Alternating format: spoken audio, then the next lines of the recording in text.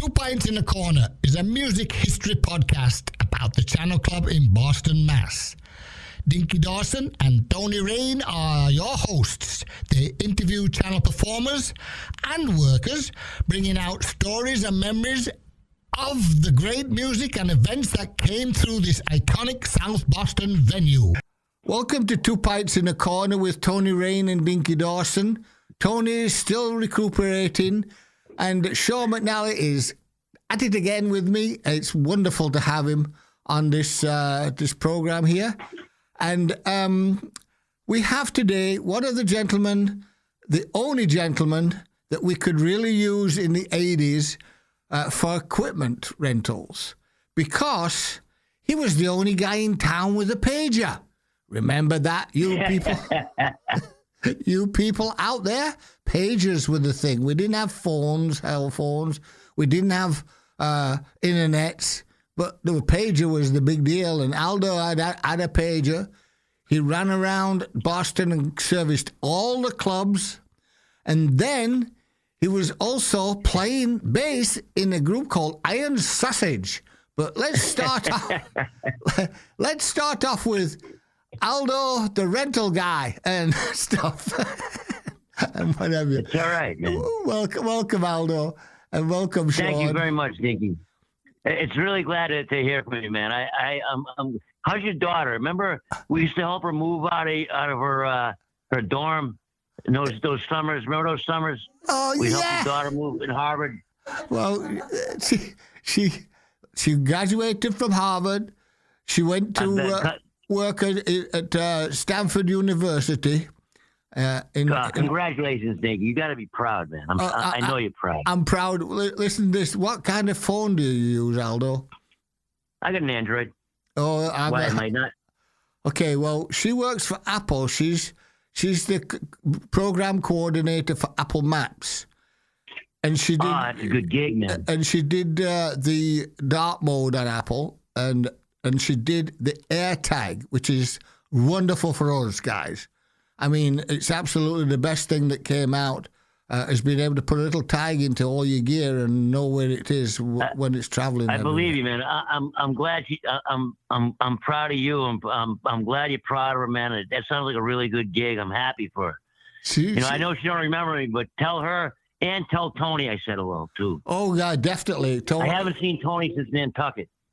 Well, he's down in on the Cape, and is recuperating from his illness, and he's got the same as your best friend, which is Chris Doherty. Yeah. Oh yeah, right. And he's recovering the same way, but a little bit harder hit him, and so it's going to be a while, but. He's doing well. You're going to give him my regards, correct? Oh, definitely. Come on, Aldo. All right. You were the main guy, man, that I inherited from Andrew, but it was a good inheritance because you were on call 24/7. And for the people who don't know what that means out there, it means that this guy traveled in and out of every club in town, took other people's equipment to rent, but also went to Wurlitz's rental, and got brand new equipment for people. Like, I had a good relationship with Billy Murray. Remember him? Oh, yeah. So let's start from the beginning. Sean, you can start and ask any question, Aldo, from the beginning and how he started and the whole 9 yards, because he's still playing with Iron Sausage, and that's a good thing. Yeah. Absolutely. No, it's good. It's good to catch up. I think a lot of the Boston scene will definitely know the name Aldo. Out, like Dinky just referenced, lots of clubs, lots of bands, getting gear when that was really not a thing. You kind of, maybe you didn't create the industry, but you really took advantage of it at the time because you were, as Dinky said, the first guy to have a pager. And then I think he told me yesterday, even the first guy to have a cell phone back then. That's right. And I got to tell you, cell phone doubled my income. I got to tell you, man. I bet. So let's go back a little bit, like Dinky said. Let's go back before you kind of fell into the scene. You were at Berkeley, and you graduated from Berkeley in '83, which I had no idea until we talked yesterday, which is outstanding. I never knew that. Well, here's what happened. I worked for a man named Jim Mavrikos, who was a Harvard graduate, and he had gone to Harvard with a guy named Al Heyman. I don't know if you guys remember Alan Heyman. He was a promoter around here. He did all the soul shows. But Don Law owned every venue or controlled every venue except Berkeley.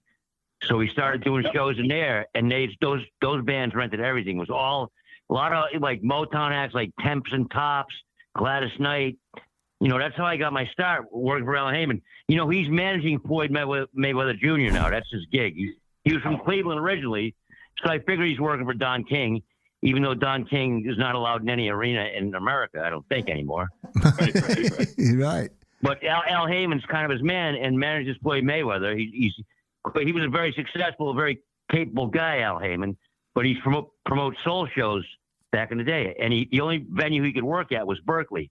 Wow. So I was in a Berkeley band with the guys on the stage crew. We were all stagehands at Berkeley Performance Center. And we used to keep our gear under the stage because the stage was hollow. And so they go, well, we need this, this, and this. We just drag it over under the stage and go, here you go, $500. but the thing is, there was nothing but musicians all over the place, and they would do shows at Berkeley. We'd do a lot of school shows. As a matter of fact, I think I worked 1,000 shows before I even left school as a lighting guy, a spotlight operator. I became a very good spotlight operator. And so I know all these guys that had Prophet Fives, Boogie, Mesa Boogies, this, that, the other thing. So there really was nothing I couldn't get. Wow. Amazing. I didn't know the first that. stuff you rented out, Aldo, was it actually like Berkeley gear? You just basically repurposed it to say, hey, I'll get the gear for you? Do you think Yeah, well, they belonged to the students. But every once in a while, I would go to, like, the percussion department. Like Gladys Knight, man, for instance, wanted to rent timpanis, you know, like all kinds of stuff. And I would sometimes go to the school for that, make sure the school made money, but put it on stage, bring it back, you know. Yeah. But that's where I met Doug Doobie, you know. Yeah. Wow. Organs. Doug Doobie was my mentor in the band. That's awesome. Now, you said while you were in Berkeley, you actually were playing in a band, correct? Yes, I was playing in a band we were called the Unction Brothers, and we used to practice on the stage at the Berkeley Performance Center. That was our practice room until we got our own house on Mission Hill. Wow. That's awesome. That You is. could afford Mission Hill back then, not now. That was crazy. Yeah, you know? well, you know, it was $1,500 a year back then. I think it's like $30,000 now. It's like 20 times that. Yeah. My daughter had an apartment there for Northeast. She's graduated from Northeastern, right? There were 5 girls, and they all paid $1,500 each a month. Ah. $7,500 a month for one floor of a 3-decker. Although think about that now. What you could have bought back in those days. Oh, my right? God. Bro, I had an apartment on Newbury Street. My rent was $150 a month. There was 3 of us, $450 on Newbury Street, 273 Newbury Street. Wow. Yeah. Unbelievable. Unbelievable. So obviously we're trying to focus on channel stuff. Now you got into the channel because at the time you're talking about, 83, 84, Andrew Arsenal was pretty much the stage manager running production, and then Warren Scott was the agent, the book agent, who was for the entire time essentially. And That's right. they needed some gear, right? So tell us how that relationship kind of started. Yeah. I don't know. Well, I started working on Lansdowne Street. I started doing the KISS parties because they started on Lansdowne Street. Remember the KISS 108 parties? Yeah. Yeah, the Metro, sure. On Lansdowne Street. And now that was a band gear extravaganza. It was nothing but rentals. I remember the Gap band was crazy. I'd make like $7,000 a weekend on those KISS shows, and that was a lot of money back then. Oh, And Andy Arsenal was hanging around Lansdowne. That's how I got my nickname Aldo from Carmine Ciccardo and Tommy Moore, who was the Cars sound man. Oh, I used to work with those guys. And they're the ones that named me Aldo. And, you know, like any nickname that sticks, it's got the stupidest backstory ever. I don't even really want to go into it. But it has to do with TV commercials that no one remembers. And they were just goofing on me and breaking my balls. Sorry. This is like non-profanity. No, it's all good. You can swear. Feel free. No, this. Oh yeah, well, Carmine and Tommy Moore would break my balls, no end. But you know, and that's how I got to know Andy, and I also got to know Timmy McKenna. Remember from the Paradise? Sure. Yeah, and I like to know all those guys from Lansdowne Street. So you were really like the go-to guy for almost every venue in town at that point. Yep. Like I said, my mentor, Doug Doobie, he worked all of New England, but all I ever wanted to do was the clubs. I wanted to stay in town, do the clubs. And that's kind of why I got out of the business, because I had to go when the channel closed and night stage closed. Those clubs were my bread and butter, baby. And I had to go farther and farther the field to make money. And, you know, when say you're doing a gig in Maine, you got to bring kind of 2 of everything in case something blows up. You ain't going to go back and come back and the show will be still going on, you know. You know what I'm trying to say? Yeah. It was tougher to make money. I know it might sound like sour grapes now because Andy Bergson put me and Doobie out of business, I got to say. But the guy had to charge 3 times as much or else it wasn't worth it for him. And it wouldn't have been worth it for me either. But I liked working. So you were with Doug like Doobie. He was with B3 Rentals, correct, back then? Doug Doobie was B3 Rentals. He had, I think, a dozen B3s and like 20 Leslies. Wow. Remember he had one that he painted white just for the Beach Boys? Yeah. Remember that? Wow. Yep. That was a very smart business to get into at the time, though, because there really was no one else doing that kind of stuff. Well, he was an awesome B3 player, Doug. Doug could play the shit out of that stuff. Yeah, he's good. And the day I met him, we were doing John McLaughlin at Berkeley, and he brought down a B3. And the drummer for the opening act, his name was Tommy Campbell, and he was a teacher at Berkeley for a lot of years. And he goes, "Hey, man," and Doug's like a little guy. He's like 5'1", showed up in a T-shirt with like a 2-day beard. But he goes, "Give me some Jimmy Smith," and he fucking, and he nailed it. Like Doug could play, man. Yeah. Yeah, he could play. Yeah, for sure. So you're kind of like an independent guy out doing your own thing. You're working with Doug, but you also had your own thing going on where you became friendly, obviously, with a lot of local bands, local venue contacts, like you said, Timmy McKenna on Lansdowne and Andrew at the channel, and right. So your name got out there pretty quickly, and then everybody really became knowing that you were the guy to get to. You were the guy to anybody needs something last minute, whether Christ something just broke or hey this guy needs a new keyboard they're coming into town tonight. You were the guy that kind of got the scramble and made it happen. Yeah, I had contacts. You want to hear a story about a really short notice gig at the Rat? This is kind of a funny story if you want to hear it. I don't know. Yeah, go ahead. All right, so I'm living in a crib in Chelsea. I got a lot of my gear there. And I'm taking a bath, and Jimmy Harold from the Rat calls me, and he says, "Rick Derringer's playing there that night. Remember Rick Derringer? Yeah, of course you do." Yeah. And a lot of times in the band gear business, you don't get you don't get gigs because the opening act will supply the gear. I've done that myself a couple times. I opened for Sly and the Family Stones just because I had band gear at Jonathan Swift's. But anyway. He says the bass amp's not good enough for Rick Derringer, the headliner. Can you bring down an SVT, an MPEG SVT? And I climbed out of the tub, and I was from Chelsea to the Rat in 40 minutes with that SVT, all right? Okay, yeah. But anyways, the thing about that show was, even though Rick Derringer's really great, he looked like he'd been up for days, but that didn't diminish his talent. That guy could play, man.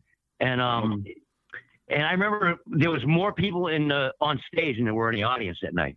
I believe so it. At the end of the night, Jimmy Harold says, and this ain't even his club. This is Mitch's club. Downstairs was Mitch's club. Before Jimmy bought him out, right? Because didn't Jimmy buy him out eventually? Oh, no. Mitch was the owner too. Mitch put it in his will to his kids to never sell Jimmy Harold. Really? That's right. It's breaking news. Interesting. That's crazy. I don't know. I don't know if they worked something out eventually. But Mitch and Jimmy, sometimes they didn't see so eye to eye, and I really loved Mitch, man. I thought Mitch was an awesome guy. He's a sweetheart. I mean, but anyway, he's a sweetheart if you knew him. You know what I mean? Yeah, if you knew him, right? He was a scary looking guy, and I think he was a little mobbed up in his time. I don't know. I don't know either. I heard that Jimmy was renting what the Rat was called something different before the Rat. I think it was TJ's or I think it was called maybe TJ's. Yeah, that was before my time, man. But I went to Jimmy Harold's wake. I know that. I respect him enough. That was the last time I saw you before we talked yesterday. It's been a while. Yeah. Great. Anyways, at the end of the night, Jimmy goes, "Listen, Aldo, the show didn't do so good, because I wanted $75. I was there in 40 minutes." And he goes, "The show didn't do so good. Can you take a little less?" And I goes, "Jimmy, what if the show did really good? You going to pay me more?" No, right. Of course not. That's my logic. SBC's not easy to carry around either. That's SBC's heavy, man. Yeah. No question. Wow.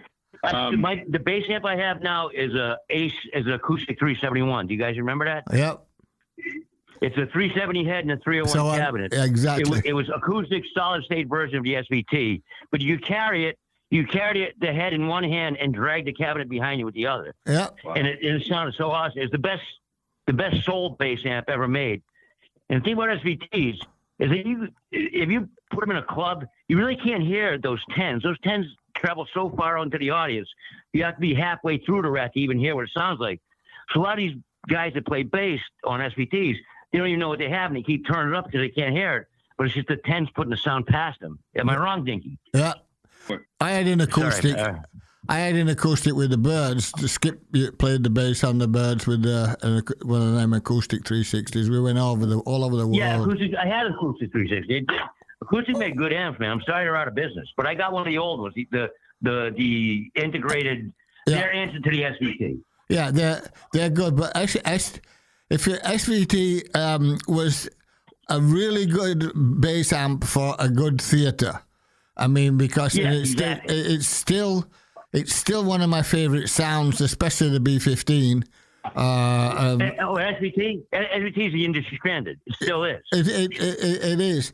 And if you noticed my original sound system, if you noticed, there was 2 cabinets with 4 10s in each, and there was 4 aside, and that really nice warm bass about a mile away.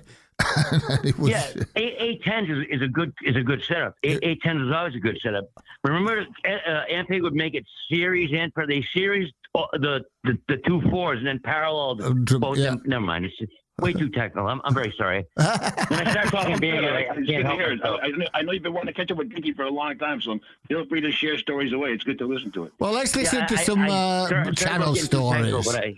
Some channel stories, because you have definitely more than just bringing gear there. You played bass with Iron Sausage. You had a great night with the guys, with the Gangrene guys, and playing with you know, we almost didn't make that show because we had to go down and get the gear down to the South End. And that day they had a Puerto Rican parade. Oh, you remember those? I remember. And they put their flags in the windshield wipers and made them go up and down stuff. So we had to go talk to the cops and stuff. We says, we got to go in there and get our stuff. We got a show. You know, our band's got a show. We got to be there in an hour because it was an afternoon show. I mean, we opened for the BH Surfers, right? Yeah. Oh, that's right. Yeah, that's right. Okay. That's right, Sean. And Chris last week. Yeah, exactly. Yeah, it's right. And so the cop says to us, "So what's the name of your band?" And I didn't want to tell him Iron Sausage. It just goes, IS. And he goes, all right, get in there. Get the fuck out of here. Go, just get your stuff and go. And they cleared a way for us. We made it there right on time. It was crazy. Well, that was you. You never knew at one point that I always remember you coming late with a bunches of keyboards, the same keyboard, because you were doing it for a reggae act.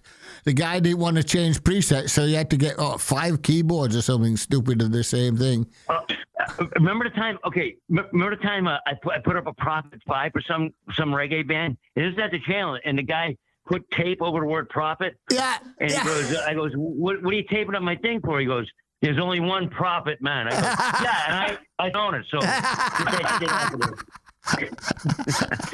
I love the Prophet. That's awesome. That is awesome.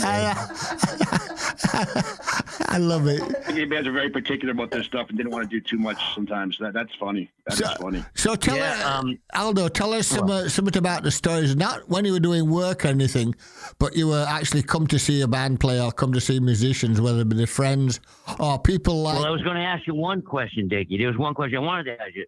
Remember Devo played there? Yeah.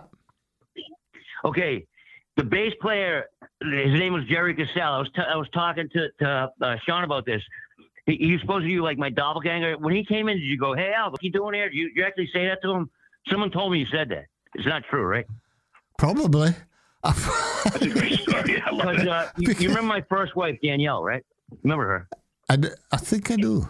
I didn't know you. Yeah, you do. I know you do. But she says that fucking guy looks just like you, Aldo. Just.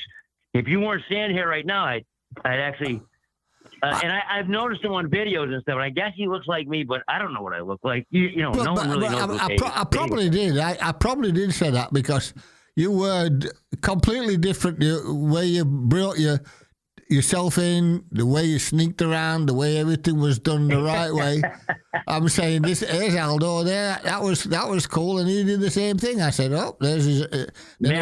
I'm saying to myself, "Well, Aldo got a brother." Yeah, he did look something like me. I mean, he was an Italian guy for one thing, so yeah, that might.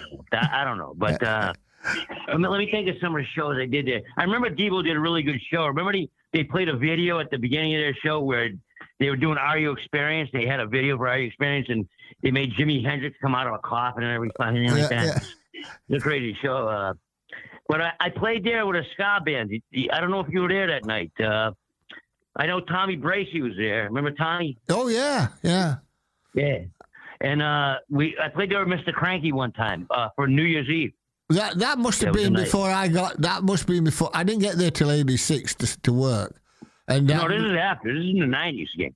This was in the late '90s. This is after Danielle tossed me, and I moved to Davis Square, and I met up with these ska guys. Yeah. I had quit smoking for 3 years, and those guys made me start up again. It's nerve-wracking. Nerve-wracking. but that's what happens with the reggae. You get into the vibe, man, and then you have a good old time, and you feel good. And do you know what it is? It's the bass. You need the bass in reggae. You need the bottom end. You need to feel every single note. And that's why... Well, with that ska band, I was playing B3, man. They're playing B3, so then they're doing... Yeah, they already had a bass player. There was these two cousins that ran the band, the guitar player and the bass player. So he goes, well, I still had the B3. I still got it. It's in my apartment right now. I'm leaning on it right now. I got the B3 and Leslie right here. Wow. A Doug Doobie special, eh? No, I got it at Wurlitz's. I got it at Wurlitz's in 1984. Good for you. For $1,400. That's cool. Leslie bench and pedals, too. That's the good setup. Because it was a good set. It's a 1960, I found out. Wow. I'm really proud of it. That tone is wonderful on that stuff. The Doug Doobie, I had the sound company out in Lenox, Mass, and one day we had to do B3 rentals, and he came out to get to do it. Well, the thing was real interesting because he didn't want the money; he wanted this dog he found. He wanted what? He wanted the dog. He took a dog home instead of the money. That's Doug. I can see that, man. You can't see. That's what I was waiting for. That's how good that thing's running. How's that? There you go. I'm so embarrassed now. Anyway, I was trying to start it up and play it for you guys, but the Leslie cable has to be adjusted for us sometimes. Yeah, it's so old and it's gigged like 100 times maybe. That B3. Well, I remember bringing it up and down stairs. Oh yeah. I wouldn't use a flight kit. Well, things like 300 pounds, right? Ham B3 and. Yeah. Now, if you put a flight case on it, that makes it 400. Earlier than you in 1968, 69, I had a roommate called Baz. And Baz used to work with the Nice, which is Keith Emerson at the time and what have you. Yeah, the Nice. So his B3s were just outrageous. But the best one out of the English lot was Yes's B3. It was a cut in half. And they left half of it in a truck one day, and I got it. Well, how about Stevie Winwood when he played Great Woods? He bi-amped it. He routed out the bottom of the B3, the bottom of the Leslie, put an 18 in there, and bi-amped it with a Crown 150 on top and a 300 on the bottom. There you go. It was so loud they had to wrap a curtain around it before he went on stage. But it sounded good. When you've got an old one, it sounded awesome. You've got an old one. The warmth, the feeling you get from the old Leslie, the feeling you get from the actual B3 sounds itself on the old 60s ones. Well, there's nothing digital about it. It's all electronic. It's not even analog. It's all beautiful. It's beautiful. Then the Korg came out with their B3 thing, and it's only... I'm saying, what's that? Don't give me that whoa sound, and it gives me the sound. I'm going like, no, I don't want that. I want to feel it, My sister got a settlement of like several $1,000s. She goes, where am I going to hide this cash? She goes, put it in the back of the fucking B3, man. No one's ever going to put that. Plenty of room. And so she did, yeah. I used to hang on her money for her. So let's give some channel stories, because you got so many. I know you played the channel with Iron Sausage, and you also were in the band Left Nut for a while. Another really funny band around town. Left Nut. The Norm is a singer, and I'm going out to see him in San Diego in October. Norm, I haven't seen him in a while. He got in an argument with his bass player in the studio, and the guy walked out, and so he called me. They had a gig the next day or the next night. And he goes, Aldo, I'm in trouble. I goes, yeah, man, come on, I'll go. I goes, I don't know how long I can stay with the band, but, I'll be glad to. And I still got that bass, that blue bass that I played right inside. Oh, yeah, that one. Factor bass. Yeah. Wow. Yeah, that thing's worth money now, man. Billy Murray gave it me for ultimately $500, that bass. It was $1,500, but he said it was the demo model, so it was chipped. And he goes, give me $1,500, I'll give you 1,000 free rentals. And I was so busy back them days, I used it up in like 8 days. I really got it for $500. It's worth about $4,000 now. But anyway, so Norm goes, yeah, could you play bass for us? And I remember practicing that day and playing that night, and I was really proud of myself that I didn't let my old pal down, Yeah. Yeah, I felt good about that, left nut. I don't think we ever played the Channel, but we played around a lot of gigs. A lot of stuff. Oh, yeah, Grease parties. Oh, yeah, no question. That was a fun band, for sure. Yeah. Yeah, Norm was a great front man. It always mystified me. And I told you this remember when we were talking in that old phone call, and it always mystified me that people, when they're in a band with a good front man, they think it's still their band. It's never their band. It's always the front man's band. Yeah. And your job is to always make them sound good. That's your only job. Make the front man sound good. That's exactly right. It's a good way to take it, because like you say, a lot of guys think they are the show, so to speak. But when you have a qualified, outstanding frontman that really is the face of the band, irreplaceable. Perfect. Yeah, definitely perfect. Like, in other words, their bass player was very replaceable because they got me. How replaceable can you get? Right? But not the frontman, Yeah. Not the frontman. No. And these guys wrote all the songs. They played the guitars. And I goes, it's not your band. It's his band. As soon as you swallow that and make him sound good, then success will, do you agree? Yes, you must agree. Yeah. Oh, yeah, you're right. I agree with you, for sure. It takes a team, right? But as far as the front man is typically the face, that's what they call it, the front man. Your most valuable asset. I always thought. So you were doing the gear for quite a while. They said the Channel closed, Night Stage closed, and then you maybe had to shift around a little bit. You were playing in bands at the time, and then eventually, before I get to when you sold the business, I want to hear about your business card your mom made. This is awesome. Oh yeah, she goes. I goes.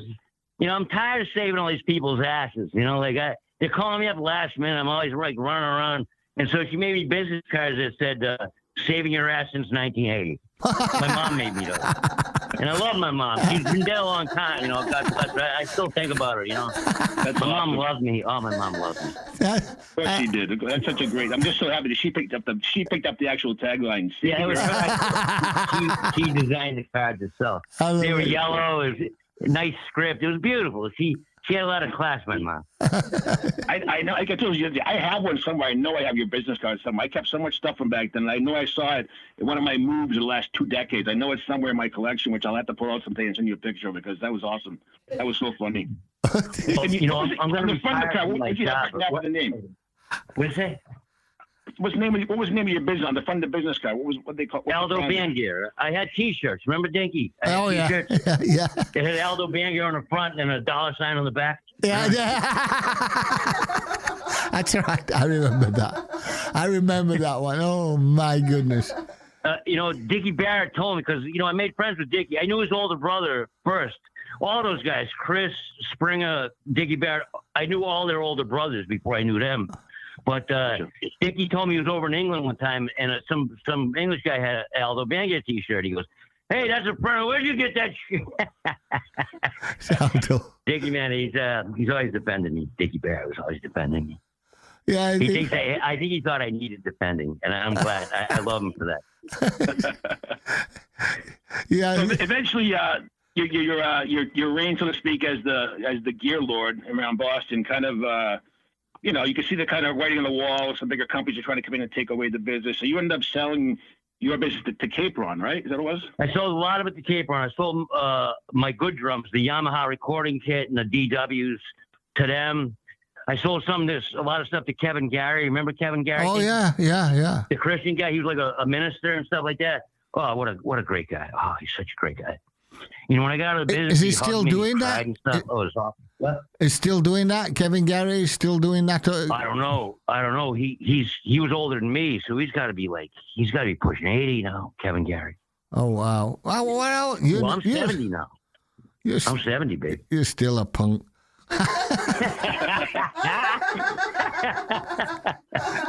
Yeah, punk at heart for sure, right? Oh, Aldo. Thank you, man. I'm so glad to hear you, voice. I'm so glad. It's the same to hear yours. In fact, Aldo, we were talking today. You were really looking forward to catching up with Dinky. It's been quite a while. I mean, I knew you had a couple. I know you mentioned the Debo Jerry Casale story. Oh yeah. Great, but the other thing you wanted to share with, don't feel free to go offline. If you guys want to chat, make up a couple questions from him. I got one more question, Dinky. I used to watch the Beatles on the roof at Let It Be on the Apple Building. Were you on that roof that day? No, you got that from AJ.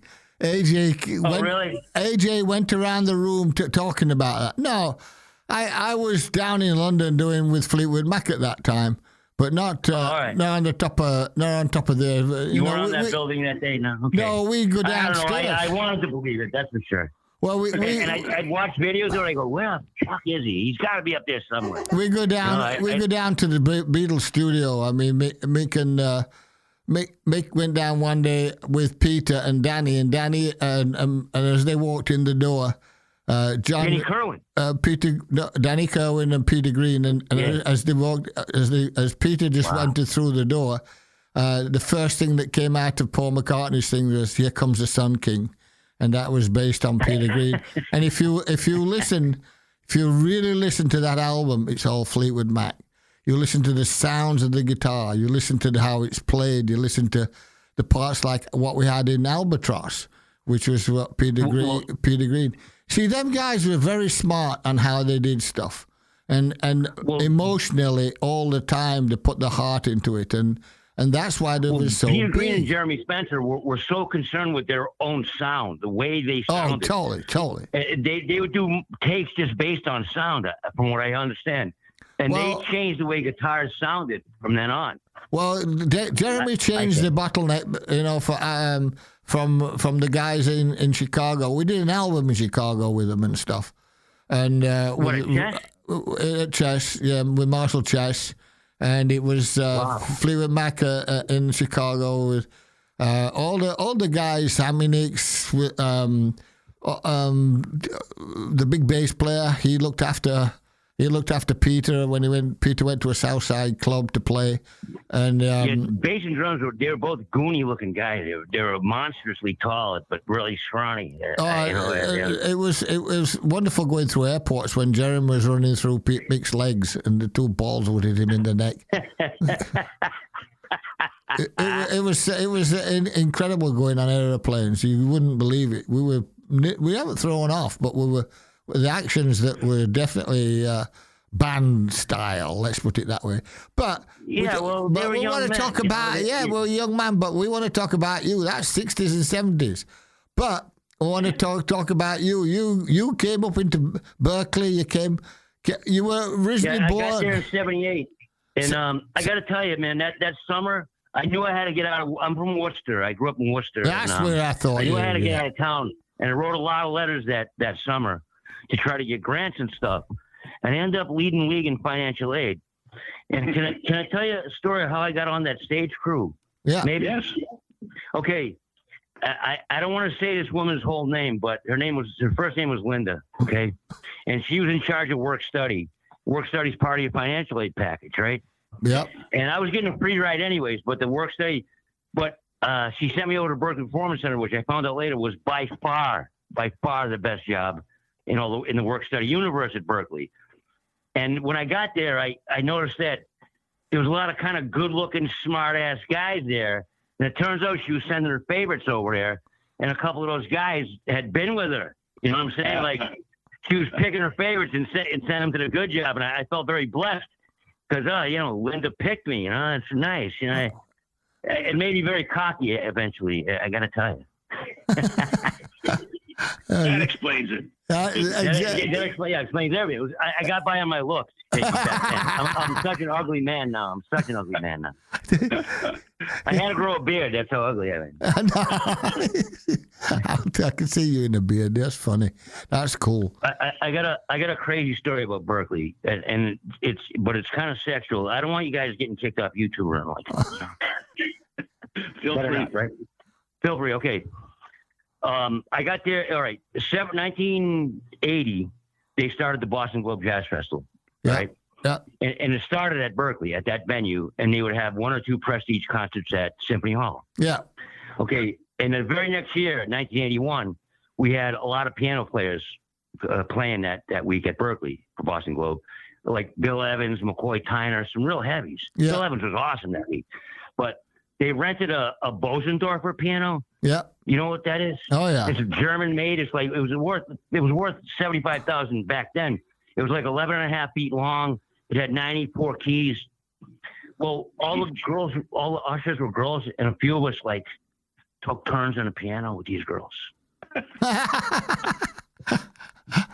Yeah, we had tuned up. I don't want to say I was one of them, but you know, we had two Bosendorfers in the studio with Steely Dan, and which one was better than the other? It was like they were awesome pianos, man. They're so good, but you know, they were really it's just like a German, you know, that much better and now I'm holding my hands out wide. That much more expensive. Oh yeah. That's how Germans operate. Yeah. Yeah, and heavy son of a guns. Oh, let me tell you, heavy sons of guns. The frame. Oh, Bosendorf. They man, what a sound! Oh God. Oh, the dynamics. 11 feet long. Come on, they were crazy big. Yeah.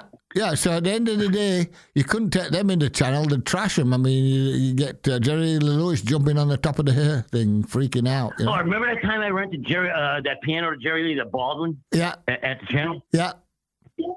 And I was afraid he was going to like take the crap out of it. And I go, so I didn't say it was brand new because that might have egged him on. And I don't want to say it had been beaten up.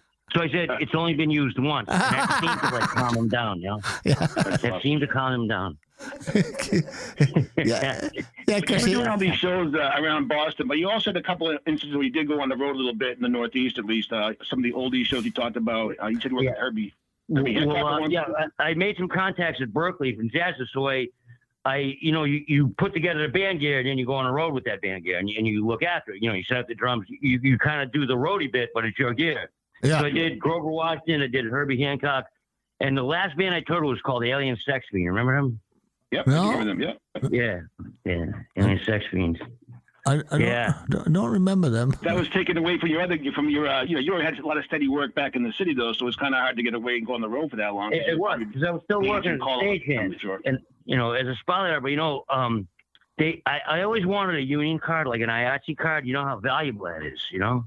Yeah. And I thought I was good enough with a spotlight to be able to, because when they do ice shows like the Ice Capades and stuff like that, they would scrape the bottom of the barrel and they would eventually call me because I could run those old carbon arc spots, Troopers and Super Troopers. Yeah. And I could maintain them. You know, so I get those gigs, but they wouldn't give me a union card to save my life or any of the old Berkeley guys. And I always thought because they knew I was running rackets and you know, IATSE's always running rackets. But I was working at the Opera House. You know, I did 11 operas for Sarah Caldwell. Remember her? Yeah. Oh, yeah, of course. Oh, yeah. She did I did 11 operas for her. Big time opera. And we did a revival of something called Man of La Mancha, a Broadway musical. Yeah. Yep. But it was with the original cast, and they were guild. So IATSE was out in front picketing us. Wow. And they said, and we're walking into work, and he goes, you guys are working for substandard wages. And all of us goes, give us union cards. We'll walk off the goddamn job right now. They go, well, we can't do that. You know? Well, sorry, guys. You got to go to work now, you fucking asshole. You know what I mean? Like, you know, you deserve union money, but how about us, babe? I actually was very closed back then in the 80s, man. I actually was very wrapped up, sewed up, as they say. Yeah, definitely. Tough to get in. It's tough to get in. Well, the Jones family and the Higgins family from South Boston ran the whole union. Complex. Politics. Yeah, complex. Politics, baby. Politics. I believe in nepotism to an extent, but not to the point of like turning down real talent like myself. No, so you sold off your gear in the late 90s, and then you had a quote unquote corporate job with the 401 last 25 years. You're going to be retiring soon, though. I'm retiring at the end of this year, and I just wanted to get my 401k up where I could still save money, and it's going to work out now. You know, it's. I was just talking to my sister about it. she's got a life insurance policy. I goes, the only reason I didn't get a life insurance policy is because I got the 401k. They were really good to me. They were, but I'm glad to be going. I'm trying to write fiction. Did you know that, Dinky? How about that? Yeah, that sounds good. You got plenty. Yeah, plenty. Yeah, I got an idea for a story about two teenage girls that decided to be burglars. I'm working on it now. You know what the toughest part about writing fiction to me is the dialogue. Dialogue's tough, but it gives me an excuse to talk to myself. I love it. You talked to I wrote friends from the Boston team. Johnny Barnes did a couple books out there, and even like Gary Summers, he's got a couple plays and things even written. Gary Summers, really? Yeah, absolutely. He wrote plays? Absolutely. I didn't know that. Wow. I'll give you his number if you don't have it after the call. Yeah, no, for sure. Thank you. Yeah, he's a bunch of stuff. Thank you. Yeah, and I did that with Carter. I did that, the Life on the Road with Carter, and only covered up until 1979 from the 60s. How'd it come out? It came out, it was on Billboard. It came out in 98. And then it's now nice. Off it's out of print. It's out of print? Oh, yeah, and everything. But we're just about to do, I would say later this year, we're doing finishing off the audio book of that.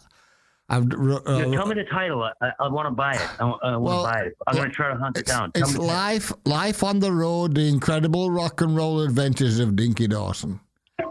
And it's. I finally picked up a copy on eBay about a month ago, so they're out there. You can find about $20-$25, hopefully. Otherwise, there's some really expensive ones, but you can get one. A bargain at twice the price. And there you go. And Carter Allen wrote it with me because he's really knows his stuff about. He was a good writer. Not just about Boston, but about all the things that were happening in the world at that time in respect of the music side of things.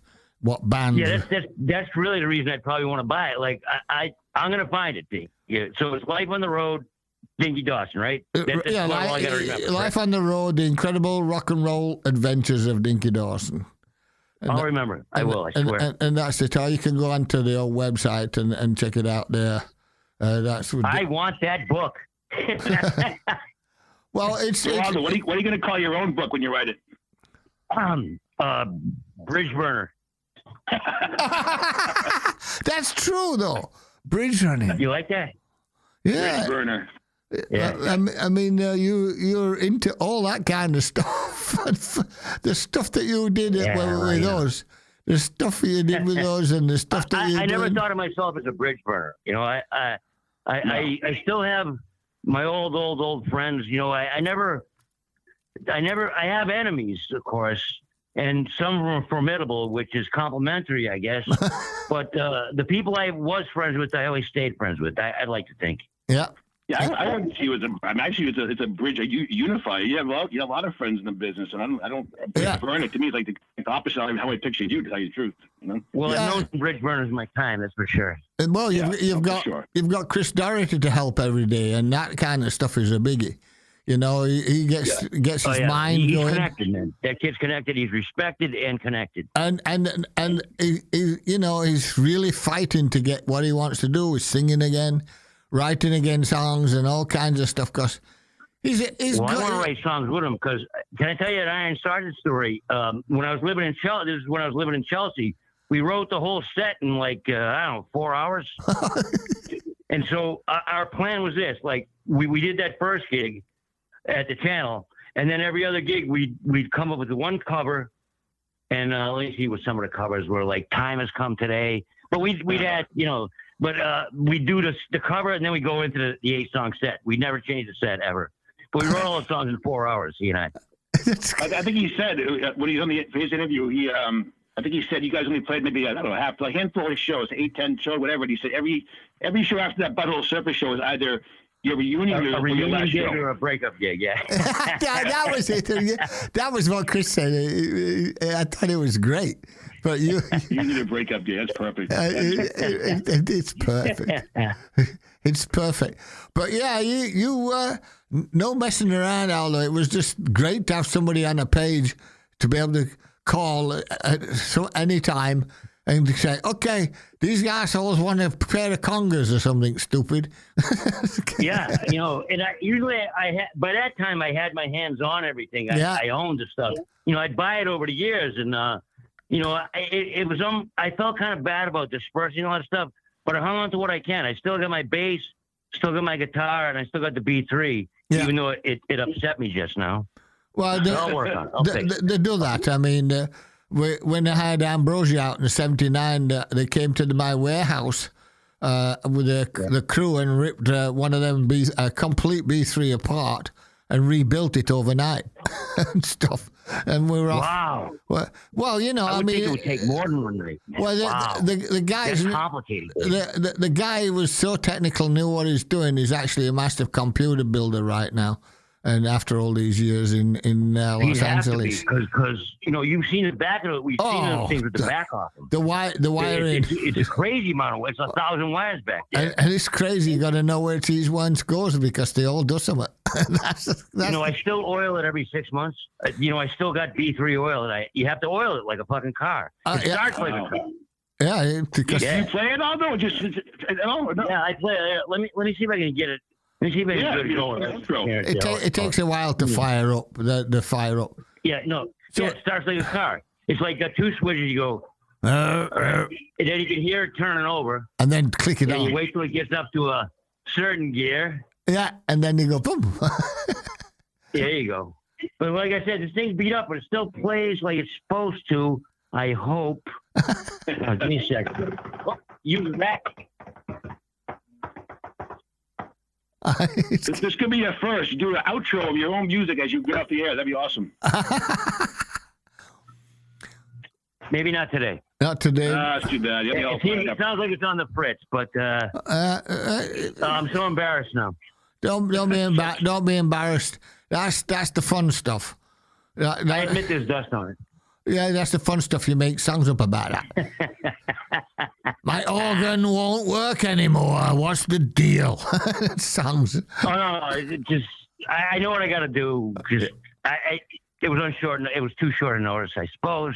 Yeah, no, you get maybe I'll get on the show again and I'll play some songs. You get the hammer out and go boom. Stuff.